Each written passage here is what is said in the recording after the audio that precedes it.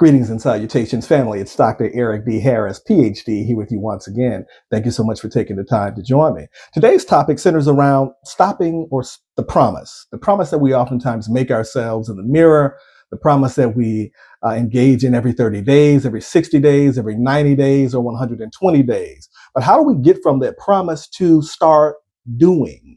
Or to start the do from the promise, turning promises into those achievements that we have lauded and that we have looked at ourselves in the mirror on a daily basis and said, this is what we're going to do. And then it's 30 days and it's 60 days and it's 90 days and 120 days. And we continue to do the things that we stated that we were not going to do. So how do we start or get from the promise to the do? You know, we've all been there staring at that individual in the mirror and pushed and fueled by this internal dire motivation to change. And we make these promises not to anyone else, but to ourselves. So we're going to start doing this. We're going to start doing that. It could be training. It could be just a host of many different things.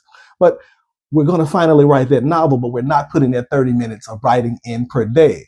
So what do we need to do? You know, these promises come from a space of genuine intent in love and edification and understanding and peace to ourselves, but they fade into the background in the oasis of absolutely nothing when we're not adding, putting in that time to build with consistency and work.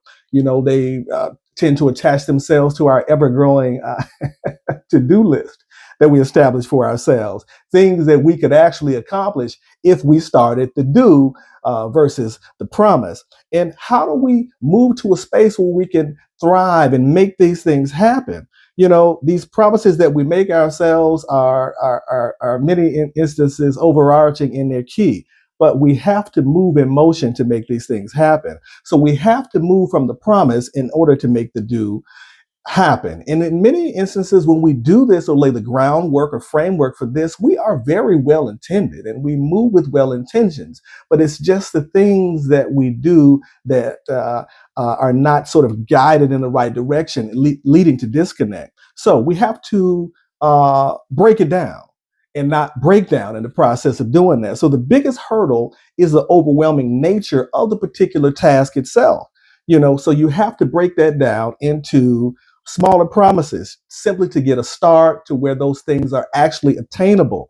And you can build a momentum. And when you build momentum and you see yourself moving in a positive direction, in a positive light, you are able to stay motivated. And that motivation allows you to push forward. You know, you have to make it real, write it down, scheduling. Some people are very visual. You know, there are a multiplicity or many different learning styles. And some of us have multiple learning styles. But when you're able to put that down on a piece of paper or type that on a digital device, you not only tie to the self promise, but you make it real. It becomes much more than an idea. You can actually see the visualization of it coming to fruition or happening or making itself real. So it increases your chances of success because now with it becoming real, you are taking holistic ownership and you are able to move in a direction where you can see, hey, this is something tangible that I can do and I'm going to stick with it. And you're able to hold yourself accountable. Now, when you are seeking to hold yourself accountable, I want you to be kind with yourself. Take time with yourself and reassure yourself and track your progress. This is key. And come back and check your progress and exercise a sense of self-compassion, of understanding, and that lends to a sense of long-term success objectively tied to the goals that you have tethered together for yourself. So sometimes you're going to have to reframe your perspective. Remember, it's all about progress. It's about those small steps, those tepid steps, not perfection. We're not going to be perfect. So perfectionism, remember, if you seek to take that on and internally, it becomes a space where it will keep you sort of ossified or calcified, meaning that you will not be able to move. So that will paralyze you and also internally create an environment where you're sort of scared to move. So you don't want to do that. You want to create a space where you edify yourself and push yourself to create fuel for your particular journey. So you're able to attain those goals and fuse that fuel to create a sense of motivation and positive reinforcement, allowing you to stay on track, adhering to the promises that you have made to yourself. So, you know, think about this. What things can you do or what can you work on today? Stop promising and start the do.